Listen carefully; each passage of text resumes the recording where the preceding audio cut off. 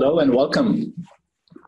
This is Digital Journeys and Transformation. And today we're discussing a really important topic that has come through many of you reaching out and suggesting this is a topic. And that is the world of data, getting your data ready for AI.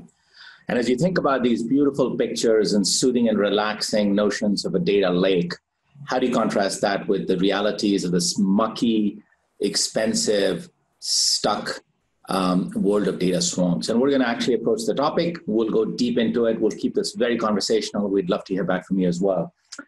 If you'll have seen the other versions of this series, you'll note that I typically bring on a few guests. And today we have 4 guests on this show that I'll introduce here in a second and bring them on.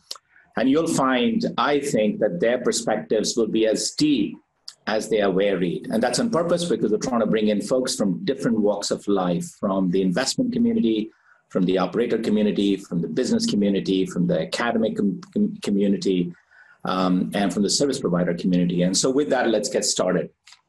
I want to introduce our first guest, who is Bhaskar Ghosh. And Bhaskar, if you'll come online. Let me spend a quick second on Bhaskar. Welcome. I want to spend a quick second on Bhaskar. He is representing the investment community. He's an investor.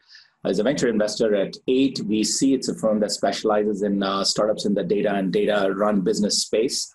We might hear a little bit more about it in a second. And I brought Bhaskar on board above other folks that I know in the venture investment community because he actually has an operating background and early days at Yahoo with the large-scale data infrastructure there and some of the work around Hadoop and so forth. And Bhaskar's been right in the thick and thin of that. And then subsequently, or more recently, over at LinkedIn, where he built one of the world's largest data infrastructures and is really one of the largest knowledge graphs that exists today. And through all of that, I think we have Bhaskar to blame for a bunch of these codename open source projects that came out of it, and Espresso and Kafka and Helix and of course Hadoop to start with. So Bhaskar, welcome. And this is a quick get to know you question, just so we have a sense for you as I do the introductions. Give us a sense for one technology you're really excited about today. I'm generally excited about platforms below AI, which make data available to AI more than AI itself.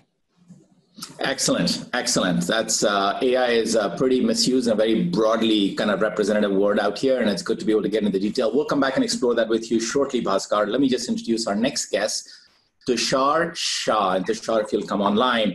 I just want to say a couple of things about Tushar. Tushar's been an operator, someone who's run analytics for a long period of time. I'm getting a little bit of feedback from my speakers here. And at Bank of America in his early days, ran and built the data analytics practice there and some of the work that they're doing. In addition, more recently, and since I think for the last 7, 8 years, I'd like to say almost a decade, Tushar, you'll correct me in a second, he's at PayPal.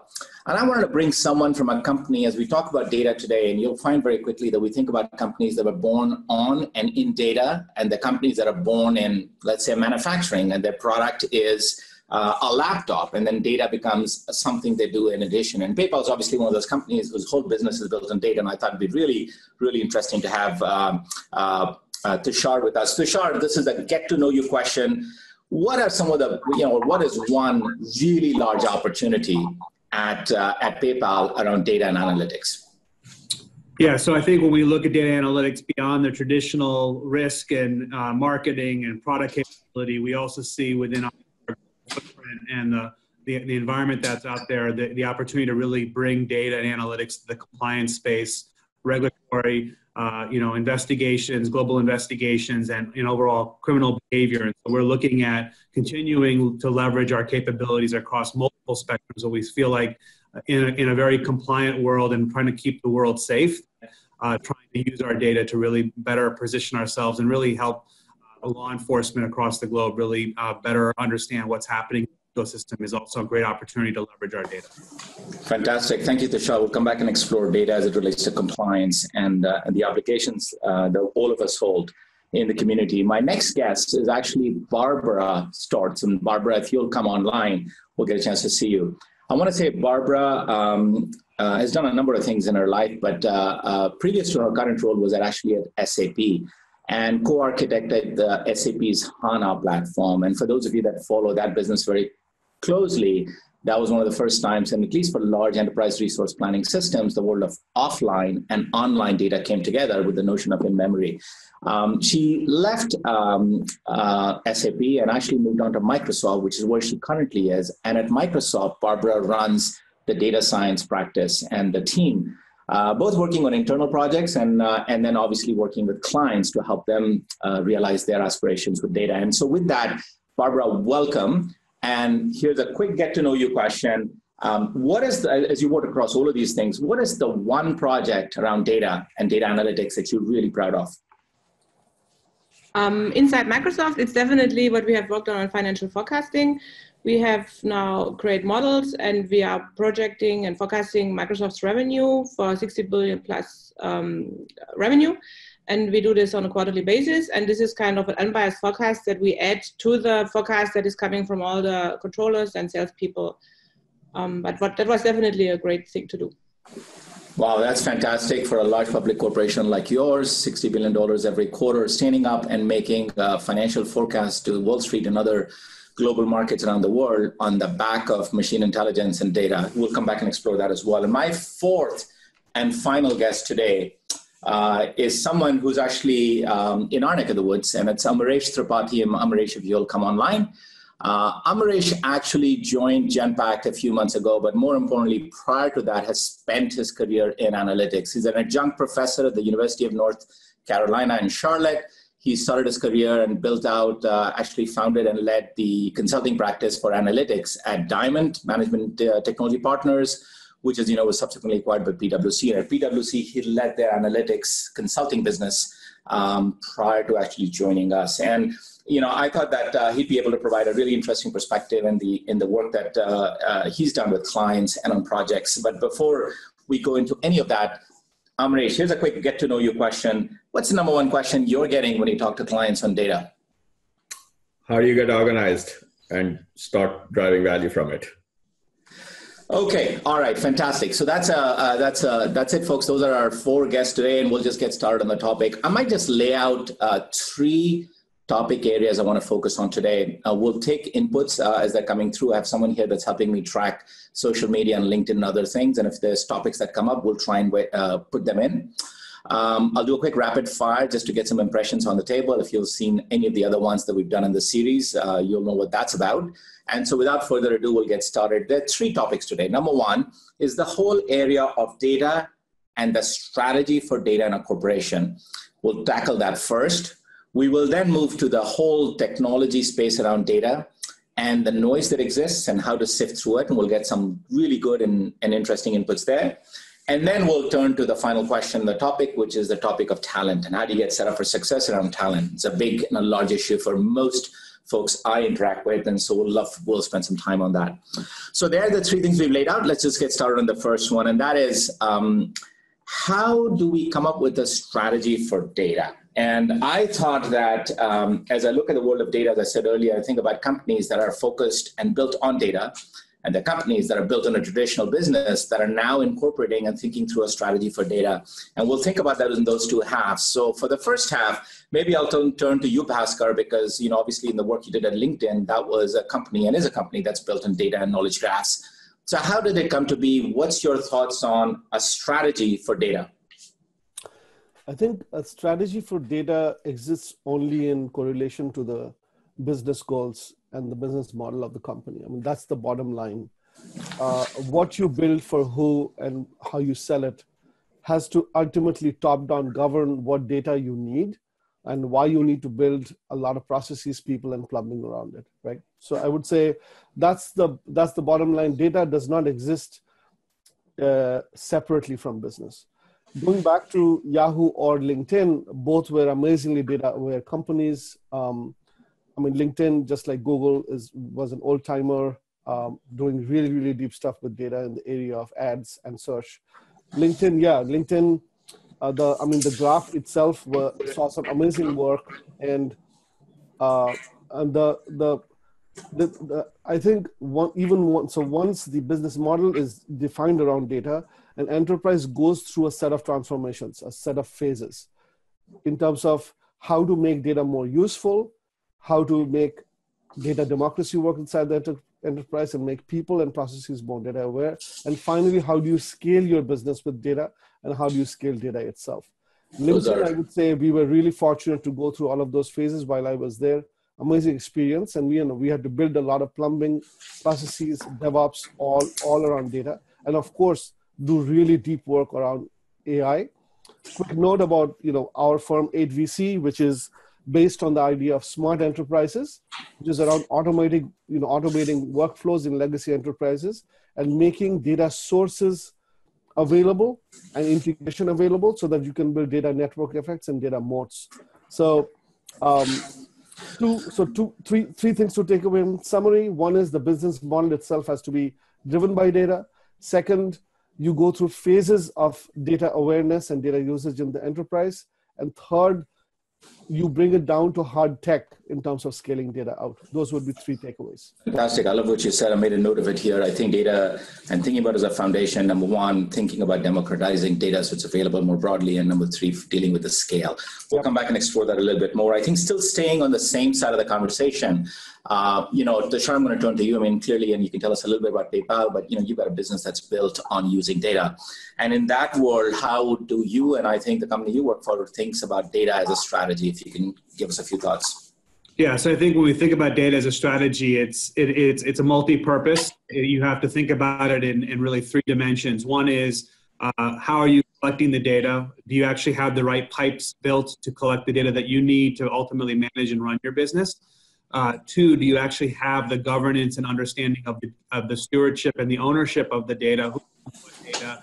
Whether it be customer data, product-based data, financial elements, as Barbara mentioned, and others, to make sure you have a clear stakeholder analysis of understanding who owns what data and have that right level of stewardship. And then third is, as you transport the data across to the various multiple data marts that ultimately each business line needs to then be able to get access to that they need to run their business, do you actually have the right quality mechanisms? I think when you think about the concept of the data swamp, right? And as you clarified as we started this conversation, if you don't have the last two, the governance, the data quality, and ultimately the understanding of how you're transporting data across to various data stores, you could end up with a swamp environment and not really that beautiful lake that you actually mentioned that everybody wants to be able to really kind of fish from.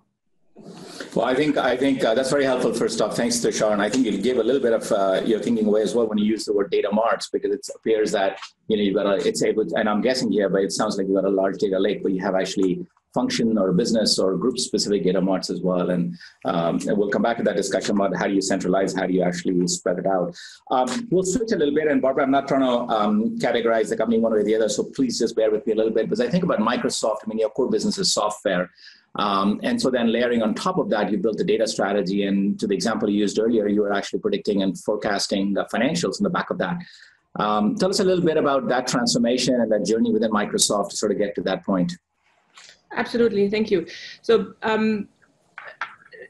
at least if you think about artificial intelligence and ultimately machine learning models, and that's what we have used for forecasting, can be only applied on data, I would say, which is ready for BI. So Microsoft put a lot of investment getting our internal data ready for BI. We have like a huge database, and you can ask any kind of question, and the data, there's governance on top of it. There is really a great security on top of it. And that's why the forecasting was actually possible to do. And the other thing what we have done, we have put this on Azure, and Microsoft IT was not at this point in time, honestly, confident with Azure. So they got a lot of requirements which actually got put into Azure. Azure got transformed to really satisfy the requirements of MS IT to put the financial data there. And that's how we can actually could run that. Generally, if you think about it, Microsoft has so much more data, right? If you think about Xbox online data, telemetry data, if you think about Office Online, we have huge exabytes of data, and we actually also at the moment in the transformation to bring that all into Azure, because it was on our, everybody talked about Hadoop, but Hadoop was then limited by 1,000 nodes, 2,000 nodes. Microsoft was already in the hundreds of thousands of nodes to run all this data, and this is all now being also transformed into Azure. Fantastic, Barbara. And maybe one more thing to add, the business was very important. So we had a couple of data scientists that did not know a lot about financial business, but the very close relationship between Amy Hood's team and our data scientists to actually experiment and have the right intuition to come up with the right machine learning models using the right algorithms, that was a great collaboration. And I think that is very important. You need domain specific. Yeah. I think that makes a lot of sense, Barbara. And boy, you've really teed up the topic really well. And I hope we'll get a chance to kind of go deeper into this. But you know, we use a lot of words. We talked about the collection, the security, the governance, the transport.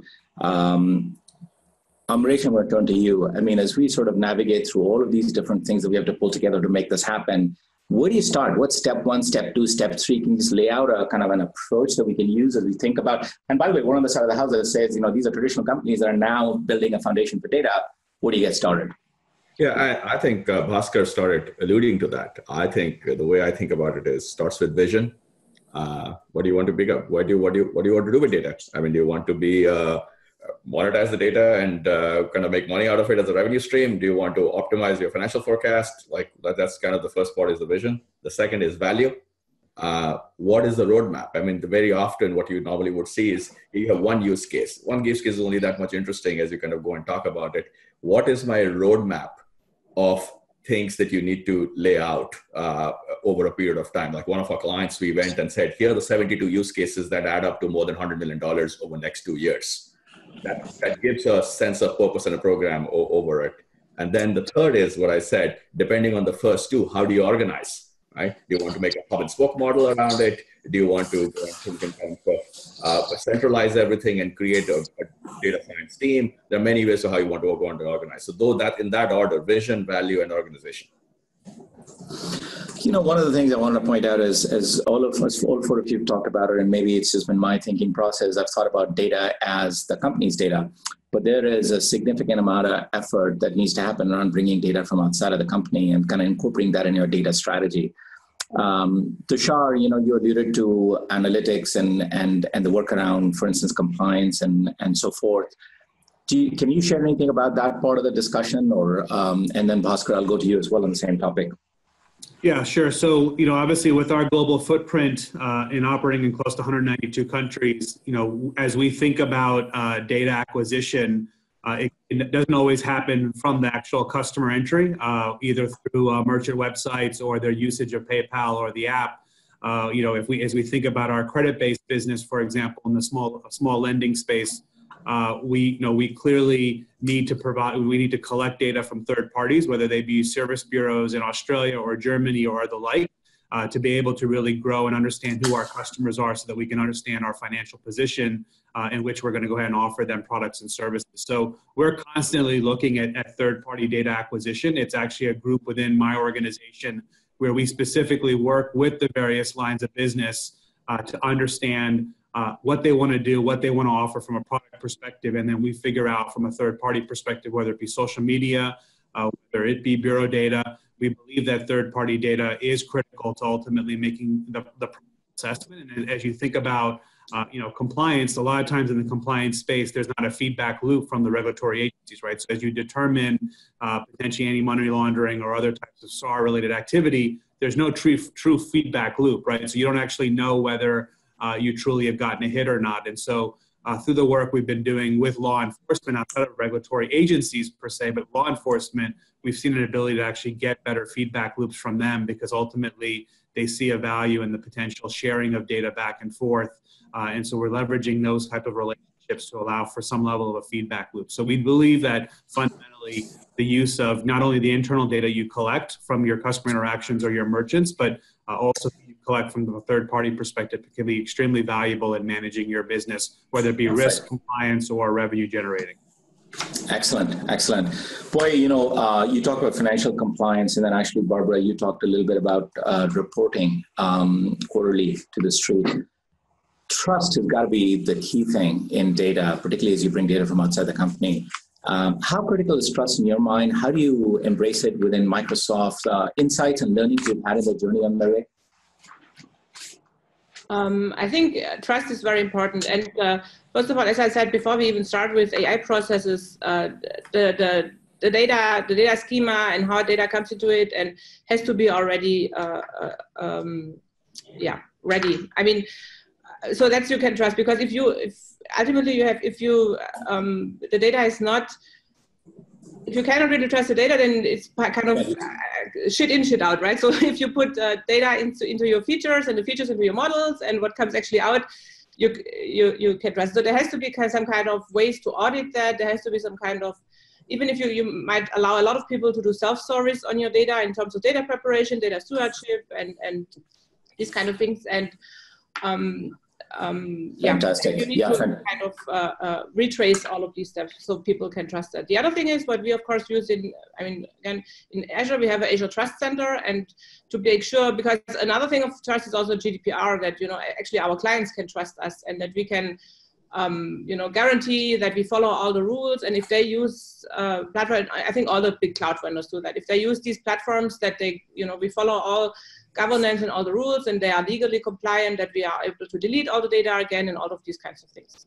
No, it's fantastic. We're kind of close to the end of this part of the thing. Amresh, if you have a 30-second input on data, third-party data or trust, love to get that, and then we'll move on to the next part. The point around trust is not absolute. Trust is relative, right? I mean, trust depends on, in my mind, what is the value of the wrong decision, right? In a marketing campaign you're running and you're getting your spamming someone's mailbox, you get something wrong and you don't, the data quality was a little bit bad, but what was the value of the wrong decision? I mean, you can argue that versus kind of a compliance related stuff that you want to go and send out to a financial regulator, you will be in deep trouble. I think that's this notion around, because what happens is you end up spending a lot of money for an absolute view of trust versus when sometimes a lot of the trust is actually relative. Sanjay. Yes, Bhaskar. Very 5 seconds. Just a quick abstraction. When we were looking at a large number of data privacy and GDPR companies, one interesting point came to us is, because so much of enterprises' backend functions are now running on SaaS companies on their private clouds elsewhere, the enterprise's data is not necessarily going to be all co-located. So finding provenance, auditing data, what data is where, number one, requires plumbing infrastructure and processes to actually go to other companies and look at your instance of data. That's a hard problem, which is what a lot of the GDPR companies are trying to do. We have not invested in any of them, but that's an important thing to take away, that the data in the enterprise is not necessarily in the enterprise, data that you generate every day. So that's one insight. The other part is a modern enterprise is going to be built on ingesting and transforming and using data of all classes, public, semi-public, private. And, for genomics and for, say, GovTech companies, semi-public, public is very common. Others, it becomes much more private. Anyway, we can double click into it, but just want to make the point about a much more distributed view of data that crosses the walls of enterprises going forward. I think it's very, very true. And, it just feels, it's hard for me because, we only just teased the topic. There's so much more to discuss in this, and I think we've touched a variety of areas. Now, we're going to keep this conversation live on LinkedIn. So after this, if you have questions, please join in, please participate, and hopefully we'll have our speakers participate in the dialogue as well. So we actually have you'll continue to get these diverse and different and deep perspectives. But with that, I must move on. I'm going to move on to the next segment. Before I do that, I want to actually do a quick rapid fire section. So the way this is set up is we're going to ask questions. We'll get a 1 or 2 or 3, 4 word answer, very quick, right off the top of the mind, and it'll get us going for the next one. And obviously after that, we'll come and talk about technology. So first things first, we talked about data as a strategy, the foundation for business, the starting point for AI. Who owns data in an enterprise? And by that, I mean, is it a CEO, is it a CFO, is it a CDO, is it a CIO? What's the most prevalent sort of house, if you will, or a housekeeper do you see for data as a strategy? Bhaskar, and then I'll go around the room. Bhaskar, what do you think? From a business perspective, it finally goes all the way up to the CEO. But from an operational perspective, in terms of keeping day-to-day operations going and plumbing going, I would say a combination of chief data officer, chief privacy, chief security officer, and head of IT is kind of the combination that I see the data being, the responsibility of data sitting there. What you're really saying is, and I think without saying is, you're saying, look, the strategic value is to the business, but there's so much sort of nitty gritty and kind of depth of domain that's required to be able to manage that in a safe, compliant, secure, and scalable fashion that it has to be with people that know what they're doing. It's fantastic. Tushar, I mean, you agree, disagree with that? Yeah, I think ultimately it does reside with the chief data and privacy officer. And I think, but in the end, each steward within, whether they be finance, marketing, sales, all need to own a portion of what, is their data and ultimately report into the chief data officer around how they're managing and essentially keeping responsibility for the data, right? So for example, marketing and sales data can't be shared with, for example, risk or compliance-based data, for example. So we need to make sure there's a true level of understanding of data sharing across the enterprise. That makes a lot of sense. Let me just move forward with some other rapid fire questions. Here's the next one's for you, Barbara. You talked about modeling and data science and obviously the financial forecast, et cetera. We work and serve a number of clients in the banking, financial sectors, and modeling is a large part of the work we do. Should models be regulated? Absolutely, yes. I think there should be regulations. There are so many biases. Think about our Face API. And there was recently also our cloud competitor in the press with a Face API. If there is some racial bias or any kind of thing, I mean, I'm absolutely yes. Wow. Okay, Barbara. So then taking that thought and moving to Amresh for you, quick rapid fire question for you. So do you believe companies will end up having a chief digital ethics officer? Yes, whether we call it that or not, but in banks, we already have equivalent of those. They're called model validation folks. But absolutely, you will see it in other industries, most likely healthcare being next. So that's kind of interesting, right? So we've sort of started with data, but we're kind of moving into AI. We talked a little bit models and governance, and you talked about ethics around that, at least briefly. In the world of AI, I mean, one of the largest questions that said is it overhyped or is it the reality, right? And there's just so much press, you can't wake up a morning without finding 3 more articles on it. I just want to get a quick round from the room. I mean, just a simple question, yes, no answer. Is AI overhyped or is it a reality? Barbara, I'll start with you. Reality. Amresh. Overhyped for 18 months, reality 24. You're playing it safe. Okay. Tushar. It's a reality. Bhaskar. Reality, if you look at search and recommendations we've been using for 15 years, it's been a reality in machine learning for a long time now. Fantastic. Although we didn't call it that, right? We didn't call it AI, but we had text mining 20 years ago. That's right. That's right. By the way, I try not to speak up in these forums, but I will say myself that I'm on the reality side of that equation. So I would say probably it's 4.5 to 1 or it's 4.5 to 0.5. So good. Bhaskar, you talked a little bit about search being the birthing space, if you will, in many ways. I don't think you said that. I might be putting words in your mouth, but I think that's the sort of search was one of the first killer apps. What's sort of the big killer app for data, for data and AI today? Maybe just around the room, I mean, from your perspectives, what's the big killer app? I will focus myself on B2B. So keep, data usage inside the enterprise. One of our companies called Affinity is in the relationship management space. And we feel there is a secular, I'm going to call out Affinity, but just in terms of the genesis of where it's going, I think more and more data sources are getting exposed inside the enterprise, whether it's email, calendar, contact, so on and so forth. And we feel, messaging, bots, Slack, we feel making internal decision makers, developers, employees' lives easier is going to be an extremely, extremely important set of apps are going to be coming up and be commonplace in usage over the next 5 to 10 years inside enterprise. And we're really excited by it. Fantastic. Any one other person that has a view on killer app for data? Maybe Tushar. Barbara, you've already talked about the financial forecasting. How about you, Tushar? Yeah, I think those applications and companies that are doing data wrangling and preparation, I think Bhaskar, obviously, who touched on the fact that data doesn't always reside in your 4 walls. As you think about the data that exists both through third-party or external providers as a service, how do you actually wrangle and prepare the data? Because it's not just feeding the AI capability, but even post the AI, right? So if you think about whether the bots will in the long term ever be successful or not, the understanding of the actual bot data that you do collect and wrangling that, preparing it for the next set of AI regeneration will be extremely important. So I think those are the next generation of potential startups and opportunities that are out there in the ecosystem.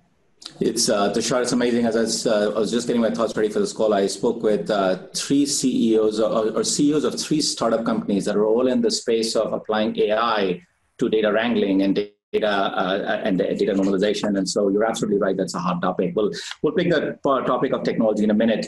One last question, then move on. There's just so much in here. One technology.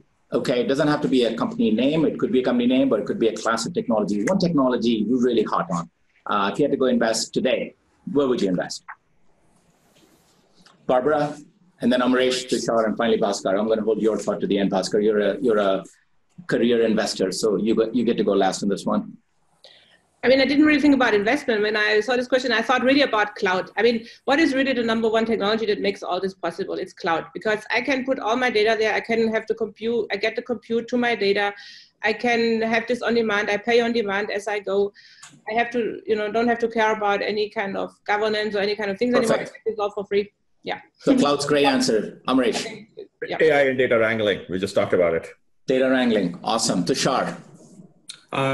The speed and actual capacity to actually calculate and triangulate and deliver sub-second response time to actual decisioning and AI capability. Okay, and Bhaskar. I'm, as a database old timer, I'm still a biggest fan of old transactional databases. So I think newer database and storage types are going to come up because of newer enterprise data and the cloud.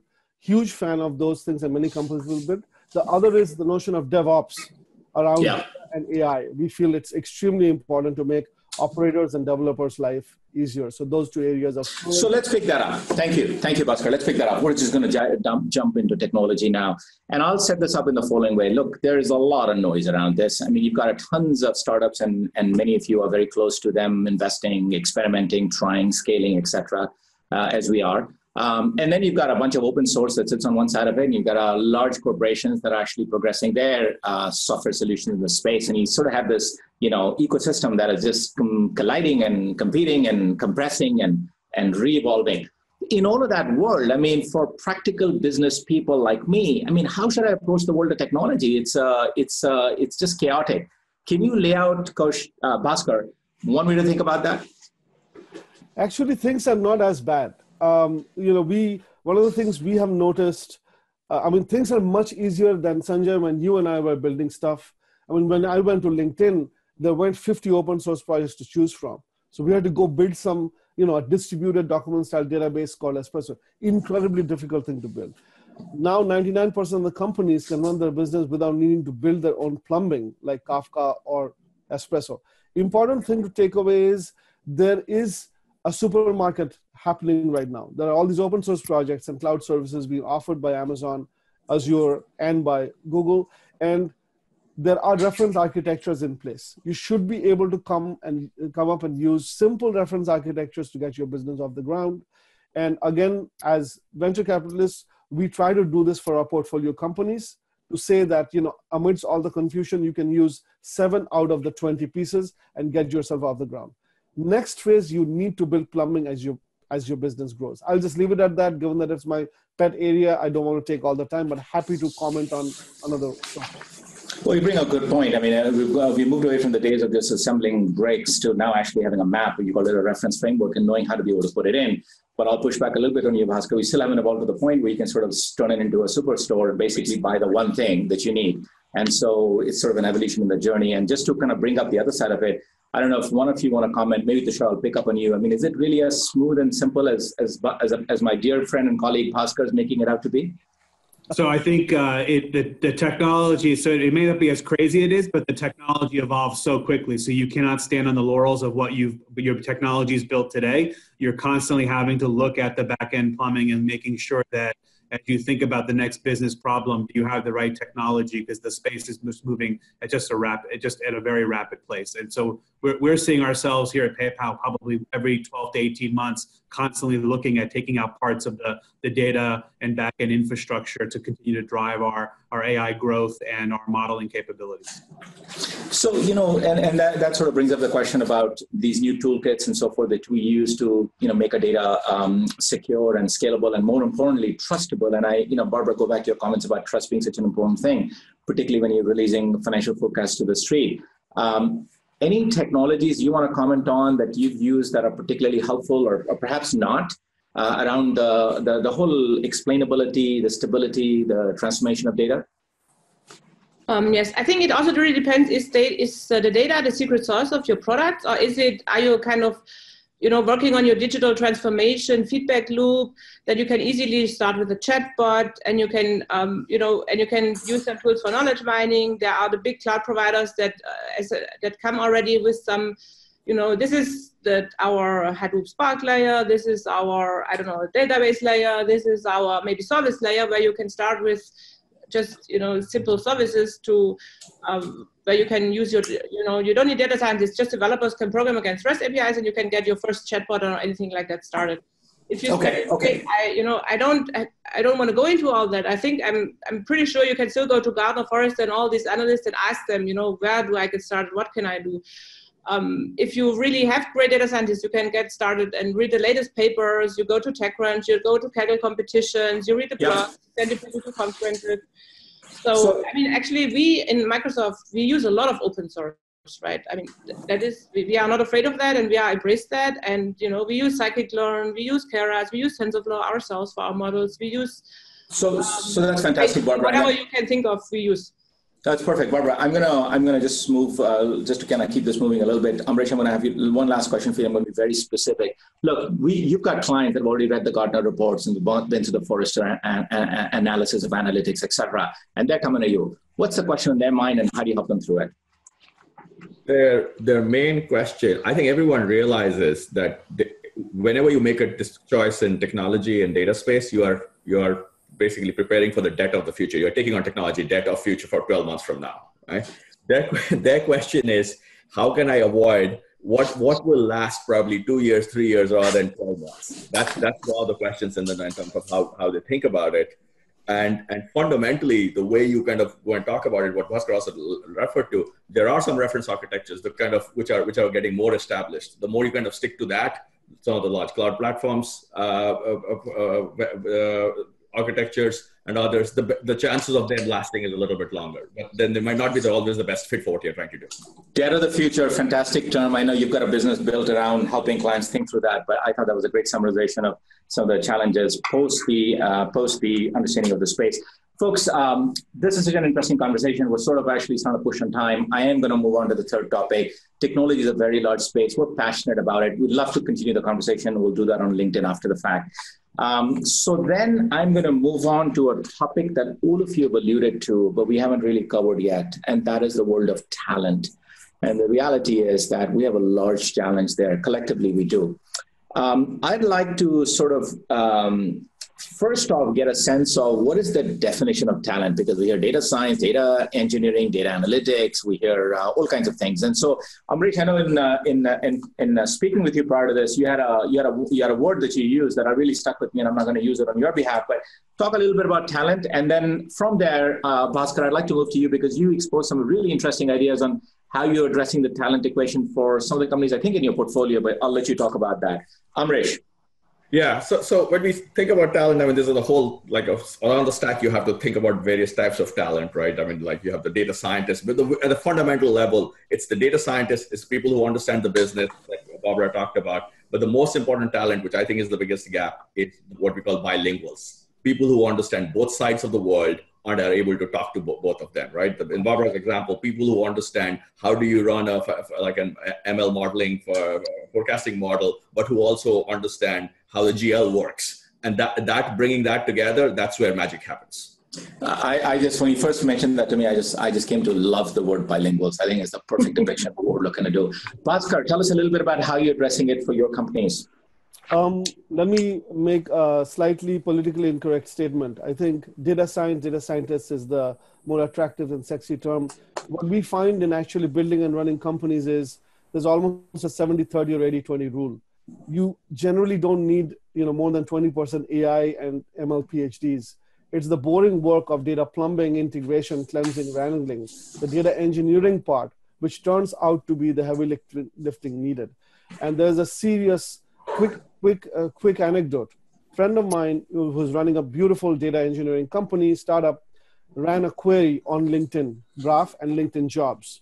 The number of jobs advertised for data engineering, was 37,000. This is a point-in-time query. And the number of data engineers that you could conceivably get out of the graph was about 32,000.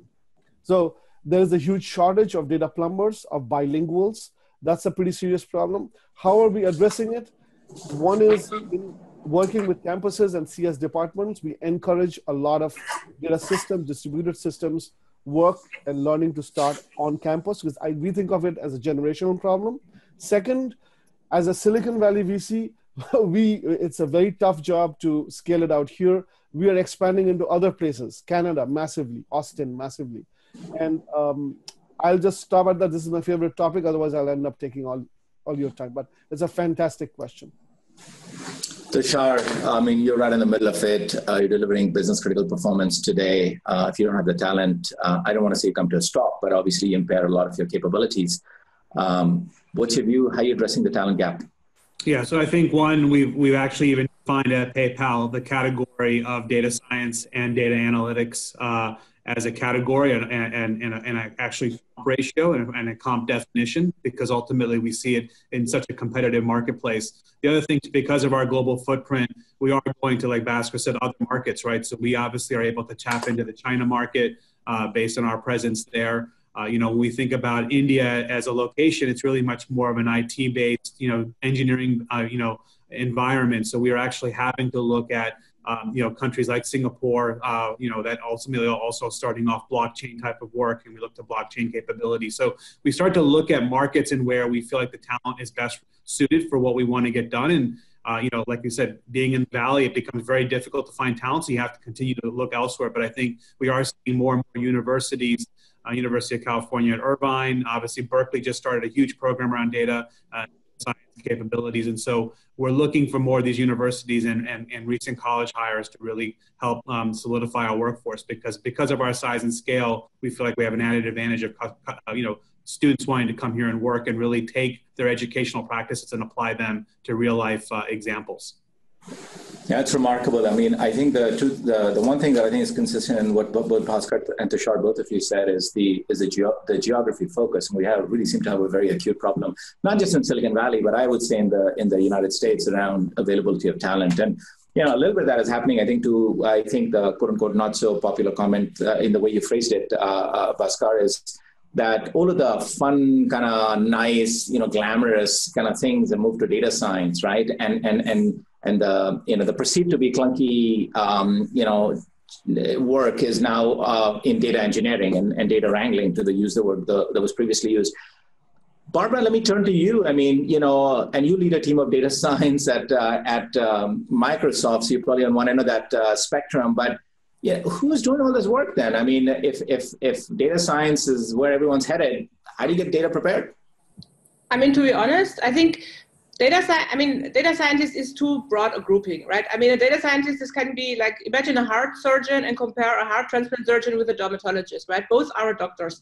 But this is as far away as it probably can get. And the same is for data scientists. And actually our data scientists, I think what is underestimated and has even a little bit of a negative notion is intuition. The data scientists, they need to really go deep with the data. They need to know, you try an experiment, you create a hypothesis. You have to have intuition where to start. For that, you need to really understand the data very well. You have to dig deep into the data. You have to really get your hands dirty with it. So I don't think it is that really separate. You have to have, you cannot say, okay, I don't touch this, I don't do data preparation, I just want to run my algorithm and then I'm done with it. I don't think it is like that. At least in our company, it's not like that. We're coming to the close of the hour. We're going to continue this conversation. Amrish, you wanted to add something, please do. Yeah, just one last point. I think in terms of data scientists and data engineers and that differentiation is actually we are all dating ourselves, because that is the world we grew up in, where there were two different streams, right?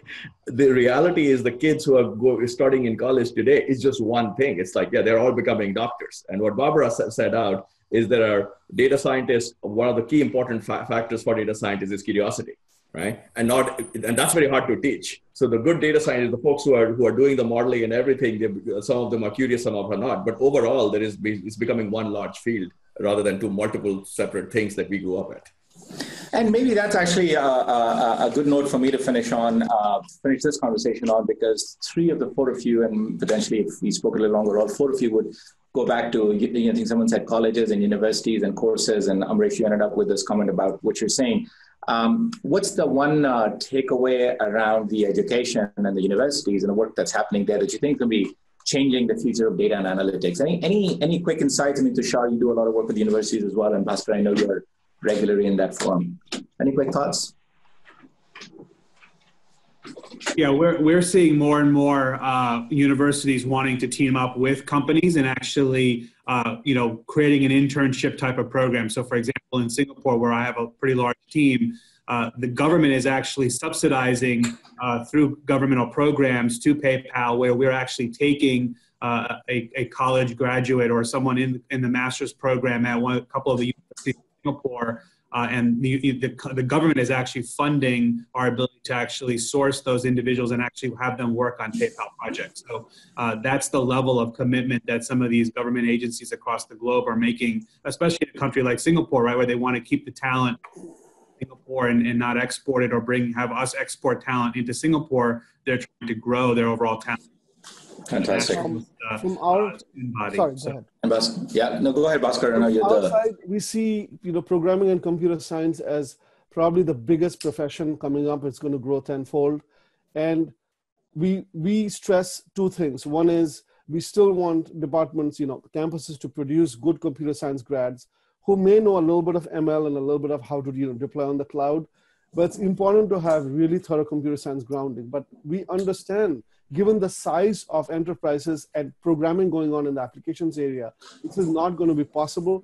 We also work with boot camps. We work with non-CS grads who are able to program at a different layer.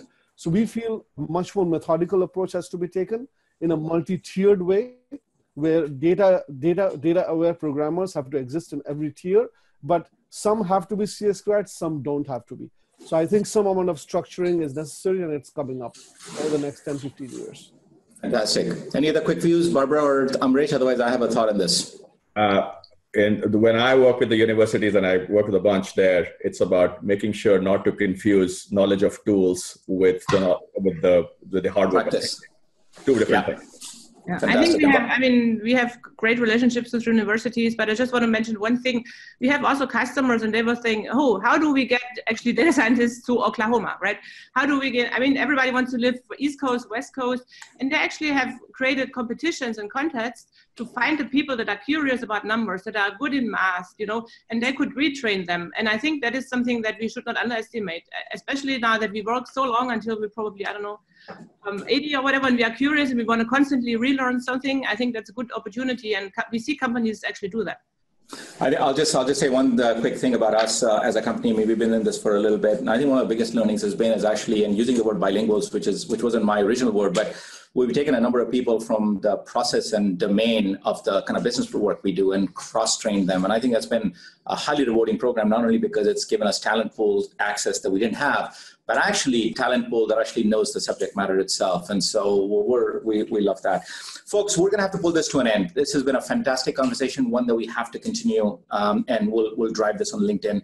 I thought some of the comments I picked up, look, and we didn't say this, I think I'd heard somewhere 93% of the data in an enterprise, and by the way, that's generalizing across all enterprises globally, 93% of the data in an enterprise is actually not used today. Now, not all of that 93% needs to be used, but it just shows the sheer size and opportunity that exists around data and being able to put that to productive use. I love the comment about the choices we need to make around technology, the evolution of technology from the early days of hand assembling things to now a framework and an approach and a map and methodology and toolkits that are generally available, and yet the path to the next step. And the notion, I think, Amrish, you said it really well, the depth of future that we're taking on in making the investments we do today, but actually laying down the path to subsequent kind of approaches on the back of those investments we made today. And then I think talent is obviously the largest issue I sense, and I think many of you said it, and I think the comment about it's not about the tools, it's actually about the people and the talent that can put them to productive use, and much more on that. I wanted to just say thank you to our audience. This one went a little longer. Thank you for staying with us. I think I speak for all of our guests that we'd love to hear from you. So please come back, ask us questions, provide feedback. If you disagree with something, as you can see, we disagree with ourselves. So that's not a problem. Disagree with us and let us know. Thank you again. Until next time, goodbye.